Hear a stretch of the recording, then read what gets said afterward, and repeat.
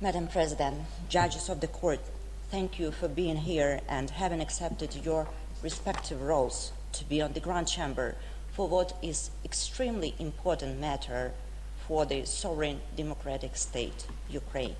On 27th February 2014, Russia mounted a military coup in Crimea and took complete and effective control on the territory by force.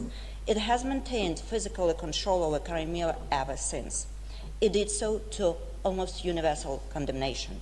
But Crimea was and remains the sovereign territory of Ukraine. Russia's spurious claim to sovereignty over Crimea have been roundly rejected by the entire international community and by this court in its admissibility ruling.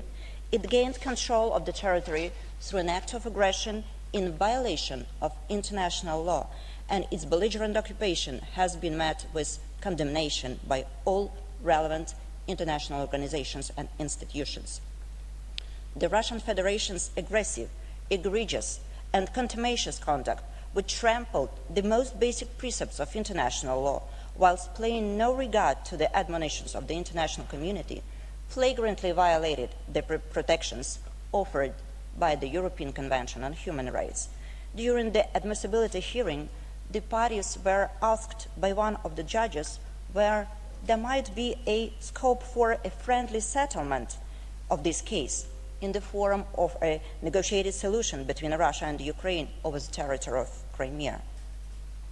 That question was definitively answered in February of last year, when Russian forces, starting the full-fledged war of aggression, invaded Ukraine and began bombing civilian targets throughout the country. Any concessions to Russia's unlawful military expansionism under its current leadership will always amount to appeasement of the aggressor, and European history warns of the dangers of appeasing the claims of belligerent dictators like President Putin. The brave people of Ukraine have resisted and will continue to resist the unlawful aggression of the Russian Federation until its international boundaries have been fully restored. In this existential endeavor, they have been supported by democratic nations in Europe and across the world, nations that insist on upholding the rules-based international order and the fundamental prohibition on the use of armed aggression by one state against the people and territory of another. This axiomatic objective of restoring Ukraine's internationally recognized borders naturally includes not only the territories in the Donbas region, but also Crimea itself, the place where Russia's territorial aggression against Ukraine began is continuing nowadays, as planned by Russia from outset. Russia's attempts to present its military coup as the realization of some supposed claim to self-determination was a transparent lie from the beginning. The evidence shows that in the weeks leading up to the coup, there were significant covert and unauthorized troop deployments. But on that day of the coup itself, and during the days which followed, Russian troops openly flooded into Crimea by air, sea, and land. They seized control of Crimea's semi-autonomous parliament, dismissed its council of ministers, and set up a puppet regime in its place. They disabled and then disarmed the Ukrainian military and blocked the deployment of reinforcements from the mainland. Those actions were pre-planned by Russia and were a development of the trialed by Russia practices in Moldova and Georgia. Over the following months, Russia consolidated its control of Crimea with additional troop deployments arriving on the peninsula from every available point of entry. The Russian FSB supplied AK-47 assault weapons and ammunition to the Crimea self-defense forces and operated in close cooperation with them, blockading Ukrainian military positions. Joint operations were common. The Ukrainian forces remained confined to barracks by force, encircled and subdued by overwhelmingly superior military force. Russia is answerable to this court for the human rights violations that were committed by its own forces and for those committed by the local subordinates from the day of coup onwards. It is answerable not only for the acts of physical violence which occurred in the weeks immediately after following the coup, but also for the campaigns of political repression that was subsequently implemented by its puppet regime in Crimea. Numerous international organizations, NGOs, and even the court itself noted those actions and outlined on the unwillingness of Russian authorities to investigate widespread and systematic human rights violations by its representatives, which demonstrate the true aim of Russia to create the policy of impunity in Crimea and other temporarily occupied territories of Ukraine, aiming to suppress any dissent. Immediately after the coup, the new leadership set about forcing through a raft of measures designed to give the Russian occupation a spurious veneer of legality. The aim was to provide pretextual legal justification for the planned annexation. Madam President, judges of the court, the widespread and systematic human rights violations perpetrated by Russia and its proxies in Crimea were from the outset directed at ethnic and religious minorities, pro-Ukrainian activists and journalists, members of Ukraine's armed forces, and all those individuals, groups, and organizations who opposed or were perceived to oppose the Russian occupation. That is the context in which the widespread human rights violations addressed in this case occurred. I will now give the floor to Mr. Emerson to outline Ukraine's principal submissions and to explain why these patterns of political violence and oppression amount to administrative practices within the meaning of the Convention. Thank you for your attention. Ms. Sokorенко, you have the floor.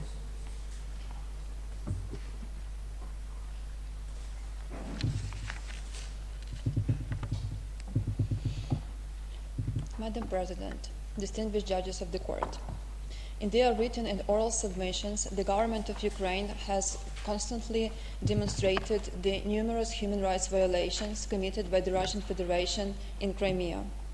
Administrative practices of such violations were established during the period indicated in para 238 of the admissibility decision and were later maintained and even developed in Crimea, as it was demonstrated in application of 218, and then especially after the full-scale invasion.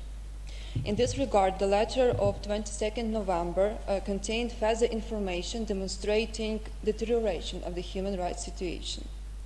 The government considered that the continuation of these practices is important as evidence in order to demonstrate the whole picture of the persecution. And the court itself found it relevant to connect the events and the individuals related to the events in Crimea and eastern Ukraine in 2014 in its admissibility decision in Ukraine and the Netherlands versus Russia. My further brief submissions would relate to the issues of freedom of expression and assembly, freedom of religion, and discrimination of Crimean Tatars. The crackdown on the freedom of expression, assembly, and association was established by the Russian Federation from the very beginning of the occupation, and it was repeatedly demonstrated by the government. And since the large-scale invasion, those who are expressing their views against Russian aggression or against the war in general are persecuted and physically harmed for such statements. And annexes numbers 3, 3.4, 4, 4.1, 4.2, and 4.5 to the Ukraine's most recent submission provide relevant examples. Moving to the freedom of religion, Ukraine provided further details for the administrative practices in paras 91 to 114 in the memorial of 13 January this year. And since the large-scale invasion, the crackdown on religious organizations has even intensified. As an example, on page 3 of the OHCHR report in Annex 4.4, it is noted that in May this year, the Ukrainian Orthodox Church was evicted from its cathedral in Simferopol. Annexes numbers 4, 4.1, 4.2, and 4.5 contains report of the Secretaries General of the United Nations and the Council of Europe on the ongoing policy of the persecution of other religious organizations in Crimea by Russia, in particular Muslims, evangelical, Jewish, pagan, Protestant, and Jehovah's Witnesses. Further, Crimean Tatars were especially subjected to the oppressive measures since the occupation.